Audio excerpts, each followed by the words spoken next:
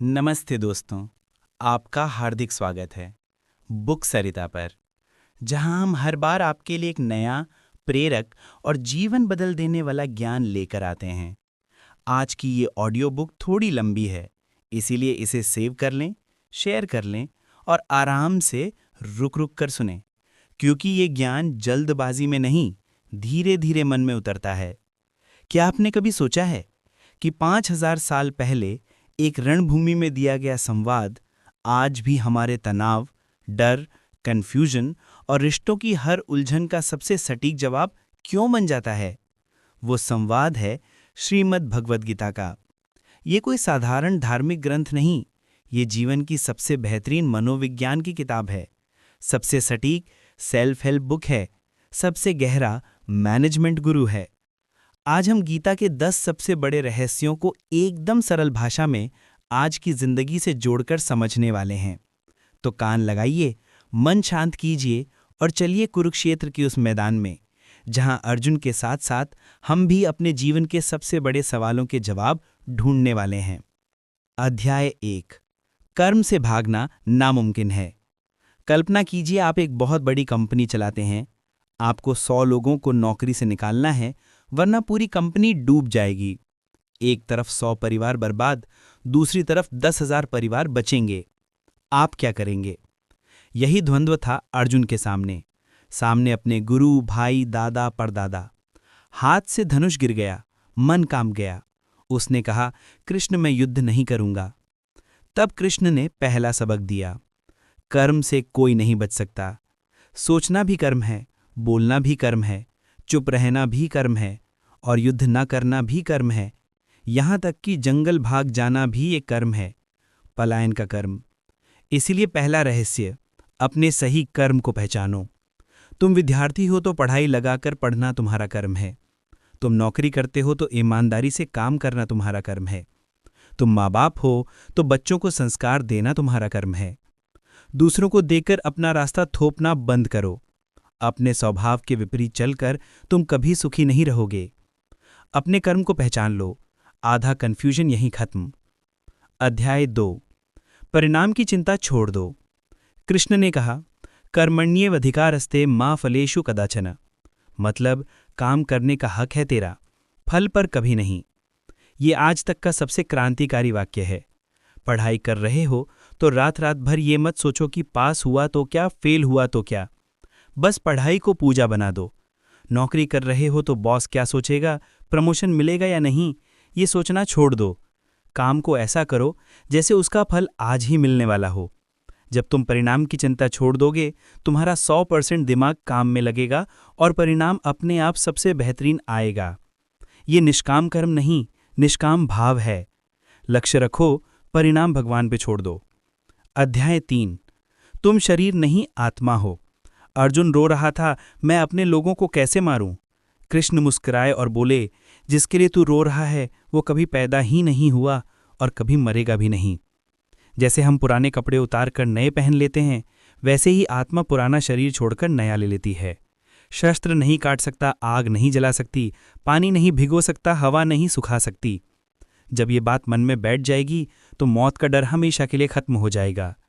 बूढ़ा होना, बीमार होना, रूप खोना, ये सब शरीर की बातें हैं, तुम्हारी नहीं। तुम तो वो चमकती हुई चेतना हो जो इस शरीर को चला रही है। इस सत्य को रोज याद करो, सारी छोटी छोटी चिंताएं अपने आप गायब हो जाएंगी। अध्याय 4, मन ही तुम्हारा सबसे बड़ा दोस्त और सबसे बड़ा दुश्मन है। अर्जुन ने पूछा, ये मन इतना चंचल कैसे है?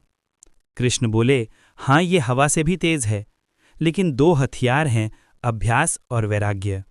हर बार जब मन भटके, बिना गुस्सा किए प्यार से सांसों पर लाओ। एक दिन नहीं लगेगा, साल लग सकते हैं, पर लगे रहो। दूसरा हथियार वैराग्य, मतलब दुनिया से भागना नहीं, दुनिया में रहते हुए भी जरूरत और लालच में फर्क समझना। जिसने मन को जीत लिया उसने सारी दुनिया जीत ली। अध्याय 5, 3 तार तुम्हें बांधे हुए हैं, सत, रज, तम। कभी बहुत शांत, सकारात्मक और ऊर्जावान लगते हो, सद्गुण। कभी बेचैन, जल्दी जल्दी कुछ कर गुजरने का जोश, रजोगुण। कभी सुस्ती, नकारात्मकता, नींद, तमोगुण। हम तीनों में से किसी एक में नहीं, तीनों में ही हैं, बस अनुपरत बदलता रहता है। सत्गुण बढ़ाना है तो सात्विक भोजन, सात्विक संगत, सात्विक विचार। तमोगुण बढ़ रहा है तो नशा, बासी खाना, नेगेटिव लोग, इनसे दूरी। तुम्हारे हाथ में है कि तुम्हारा मूड कौन सा गुण चलाएगा। अध्याय 6। अपना रास्ता खुद चुनो। स्वधर्म। शर्मा जी का बेटा डॉक्टर बना तो बहुत अच्छा, लेकिन तुम्हारा बेटा अगर गाना गाना चाहता है तो उसे डॉक्टर बनने पर मजबूर मत करो। मछली को पेड़ पर चढ़ने को कहोगे तो वो जिंदगी भर खुद को फेल समझेगी। बंदर को पानी में उतारोगे तो वो डूब जाएगा। हर इंसान अलग स्वभाव लेकर आता है। अपने स्वभाव को पहचानो, वही तुम्हारा स्वधर्म है। दूसरों की नकल में अपना जीवन बर्बाद मत करो। अपने रास्ते पर चलकर अगर असफल भी हुए तो कम से कम पछतावा नहीं होगा। अध्याय 7। सब कुछ ऊपर वाले के हवाले कर दो। जिंदगी में एक दिन ऐसा आता है जब सारी प्लानिंग फेल हो जाती है। बीमारी, नौकरी जाना, रिश्ता टूटना। उस दिन दो रास्ते होते हैं, या तो टूट जाओ या झुक जाओ। कृष्ण कहते हैं, सब छोड़कर मेरी शरण में आ जा। मतलब मैं करता हूं का अहंकार छोड़ दो। मैं सिर्फ निमित्त हूं, करने वाला वो है। जब ये भाव आ जाए तो छोटी बूंद सागर बन जाती है। डर जाता है, चिंता जाती है, नींद अपने आप गहरी हो जाती है। अध्याय 8। दो सबसे बड़े दुश्मन, इच्छा और क्रोध। इच्छा पूरी नहीं हुई तो क्रोध। क्रोध आया तो विवेक गया, गलत निर्णय, पछतावा, पतन। इच्छा को खत्म नहीं करना, इच्छा को समझना है। हर इच्छा उठे तो पूछो, क्या ये सचमुच जरूरी है? 90% इच्छाएं यहीं गिर जाएंगी। बाकी 10% के लिए मेहनत करो, परिणाम उसे सौंप दो। क्रोध आए तो 10 सेकंड रुको, 10 गहरी सांसें लो। 90% क्रोध अपने आप शांत हो जाएगा। अध्याय 9। ये सारी दुनिया एक सपना है, माया। रात में सपना देखते हो तो सब सच लगता है, जागे तो हंसी आती है, अरे वो तो सपना था। कृष्ण कहते हैं, ये जागती हुई जिंदगी भी एक लंबा सपना है। शरीर, पैसा, रिश्ते, नाम, ये सब बदल जाएंगे। बदलने वाला सत्य नहीं होता। जो कभी नहीं बदलता वही सत्य है, वो तुम्हारी आत्मा और परमात्मा। जब ये समझ आ जाए तो कमल के पत्ते की तरह हो जाओ। दुनिया में रहो पर दुनिया तुम में न रहे। अध्याय 10। समता। अंतिम कुंजी। सुख आए तो उछलो मत, दुख आए तो टूटो मत। सर्दी, गर्मी, मान अपमान, लाभ हानि में एक साल हो। ये स्थित प्रज्ञता है। गीता का पूरा ज्ञान इसी एक शब्द में समा जाता है, समता। दोस्तों, हमने 10 अध्यायों में गीता की पूरी यात्रा कर ली। अब इसे सिर्फ सुनना नहीं, जीना है। हर सुबह एक सूत्र याद करो, दिन में एक सूत्र आजमाओ। धीरे धीरे ये 10 सूत्र तुम्हारी आदत बन जाएंगे और तुम्हारी जिंदगी बदल जाएगी। अगर ये ऑडियो बुक आपके किसी एक भी सवाल का जवाब बन सकी हो तो इसे अपने उन दोस्तों तक जरूर पहुंचाना जिन्हें इसकी सबसे ज्यादा जरूरत है।